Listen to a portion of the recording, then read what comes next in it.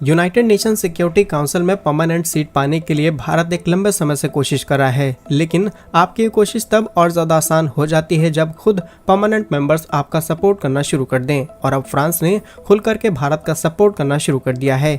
लेकिन कमाल की बात यह है कि फ्रांस अब अमेरिका के अगेंस्ट जाकर के कई ऐसे फैसले ले रहा है जिससे अमेरिका को काफी ज्यादा दिक्कत होगी। और सिर्फ एक महीने के भीतर फ्रांस ने भारत को लेकर के 3 ऐसे फैसले सुनाए हैं जिससे ये साफ पता चलता है कि अमेरिका की तरफ से फ्रांस का झुकाव हटता चला जा रहा है। जानेंगे इस वीडियो में हम तीनों इंपॉर्टेंट अपडेट। इसके अलावा यूनाइटेड नेशन में पाकिस्तान ने कश्मीर के मुद्दे को फिर से उठाया, लेकिन इस बार पाकिस्तान को बहुत किरकिरी झेलनी पड़ी है। तो अगर शुरुआत से बात की जाए तो कुछ दिनों पहले प्रधानमंत्री मोदी अमेरिकी यात्रा पर जाते हैं। जैसे ही वो अमेरिका पहुंचते हैं, सभी चीजों को किनारे करते हुए इस चीज पर चर्चा तेज हो जाती है कि अब भारत को यूनाइटेड नेशन सिक्योरिटी काउंसिल के अंदर परमानेंट सीट दी जानी चाहिए। खुल करके बड़े बड़े डिप्लोमेट्स, बड़े बड़े मिनिस्टर्स भारत का सपोर्ट करते हैं। लेकिन पास में हमने ये भी देखा है कि अमेरिका किसी तीसरे देश के माध्यम से न सिर्फ भारत के ऊपर प्रतिबंध लगाता है, बल्कि भारत को परमानेंट सीट से रोकने की भी कोशिश करता है। लेकिन इस बार फ्रांस अमेरिका से एक कदम आगे निकल गया और अब रिसेंटली फ्रांस के राष्ट्रपति इमानुएल मैक्रोन यूनाइटेड नेशन के अंदर इसी मुद्दे को फिर से उजागर करते हैं। वो कहते हैं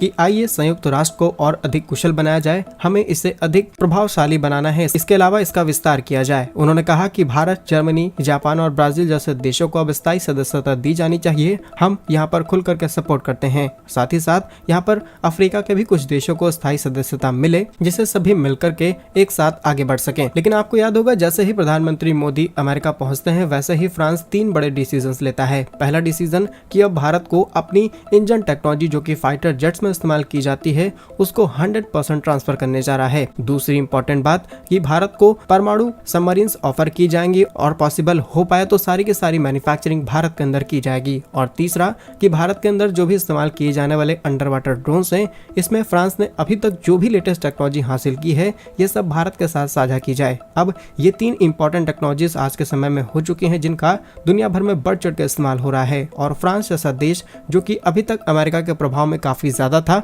वो खुल करके भारत का सपोर्ट करना शुरू कर देता है। और यहाँ पर फ्रांस ने एक अपॉर्चुनिटी भी देखी है, क्योंकि अमेरिका भारत के तेजस में लगने वाले इंजन में बहुत ज्यादा डिले कर चुका है। और फ्यूचर में जिस तरीके के ऑफर फ्रांस ने भारत के सामने रखे हैं, भारत के साथ एग्रीमेंट्स की बात की गई है, बहुत कम चांसेस बनते हैं कि भारत आने वाले नेक्स्ट जनरेशन के फाइटर जेट के लिए इंजन्स अमेरिका से लेने वाला है। फ्रांस हमारे लिए इस समय सबसे बेस्ट ऑप्शन बन चुका है। और अगर रीसेंट अपडेट की बात की जाए तो कल ही खबर सामने निकल के आती है कि फ्रांस की राफेल बनाने वाली कंपनी डसॉल्ट एविएशन अब भारत के अंदर अपने नए प्लांट को सेटअप करने जा रही है। और इस प्लांट को उत्तर प्रदेश के अंदर सेटअप किया जाएगा। इससे भारत वो गढ़ बन जाएगा जहां पर दुनिया भर के फाइटर जेट्स आकर के अपनी रिपेयरिंग और मेंटेनेंस करा पाएंगे। ये अपने आप में बड़ी बात बन जाती है। बाकी हम कमेंट्स में आपसे राय जानना चाहेंगे कि वाकई फ्रांस अमेरिका से दूर जाने की कोशिश कर रहा है, क्योंकि पास्ट में अमेरिका ने कई ऐसी पॉलिसीज बनाई है जिससे फ्रांस को भी दिक्कतों का सामना करना पड़ा है। कमेंट्स में अपनी राय जरूर बताइएगा। नेक्स्ट इंपॉर्टेंट अपडेट की बात की जाए तो संयुक्त राष्ट्र में पाकिस्तान अगर पहुंचे तो ऐसा हो ही नहीं सकता कि पाकिस्तान कश्मीर के मुद्दे को उजागर ना करे। लेकिन अभी तक तुर्की हो, ईरान हो, चीन हो या फिर अजरबैजान, इनमें से तमाम देशों ने खुलकर के सपोर्ट किया भारत और जो कश्मीर और पाकिस्तान का मुद्दा है, इसे अंतर्राष्ट्रीय मुद्दा बनाया जाए। लेकिन जब हम यूनाइटेड नेशन में अपनी चौड़ के साथ बात करते हैं तो ये कहा जाता है कि ये भारत, पाकिस्तान और कश्मीर का जो मुद्दा है, ये दोनों देशों का आपसी मसला है, ये दोनों देशों का आपसी मैटर है और इसे आपस में ही सॉल्व किया जाना चाहिए। इसमें कोई भी ऐसा टॉपिक नहीं है जिसे इंटरनेशनल लेवल पर ले जाया जा सके।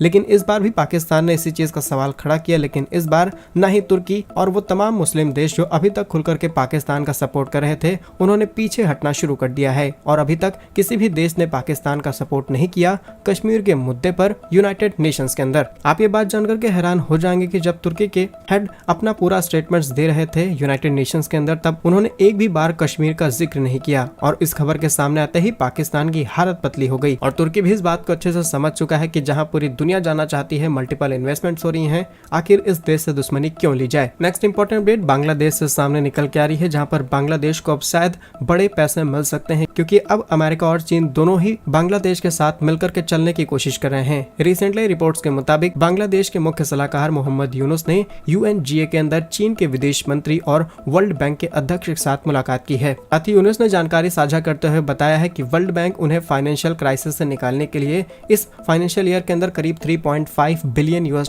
का कर्ज देने वाला है। और इससे पहले भी अमेरिका ने करीब 202 मिलियन $, और उसके बाद भी प्लानिंग की गई है कि अमेरिका यहाँ पर काफी बड़ी फंडिंग करेगा। और इवन फ्यूचर में हमें ये भी भी देखने को मिल सकता है कि अमेरिका भी बिलियंस डॉलर में बांग्लादेश की मदद करना शुरू कर दे। अब वैसे तो अगर अमेरिका या फिर चीन से यहाँ पर पैसा आता है तो भारत के लिए एक एंगल से अच्छी खबर होगी और एक एंगल से बुरी। अच्छी खबर ये होगी कि भारतीय कंपनीज का जो पैसा बकाया है वो भारत को मिल जाएगा और भारत और बांग्लादेश की जो सप्लाई चेन है वो मेंटेन हो जाएगी। लेकिन ऐसे में दिक्कत वाली बात ये भी है कि चीन हो या फिर अमेरिका, ये बांग्लादेश के अंदर घुस करके बांग्लादेश से तो वैसे भी कुछ प्रॉफिट नहीं होने वाला है। ये दुनिया की बढ़ती अर्थव्यवस्था यानी कि ये भारत पर नजर रखने की कोशिश करेंगे। और पास्ट में हमने कई ऐसे इंसिडेंट्स देखे हैं जहां पर इस तरीके की घटनाएं सामने आई हैं। बाकी आपके हिसाब से चीन और अमेरिका की यहाँ पर कोई चाल हो सकती है या फिर नहीं? कमेंट्स में अपने सजेशंस जरूर दीजिएगा। पूरा वीडियो देखने के लिए धन्यवाद। वंदे मातरम। भारत माता की जय।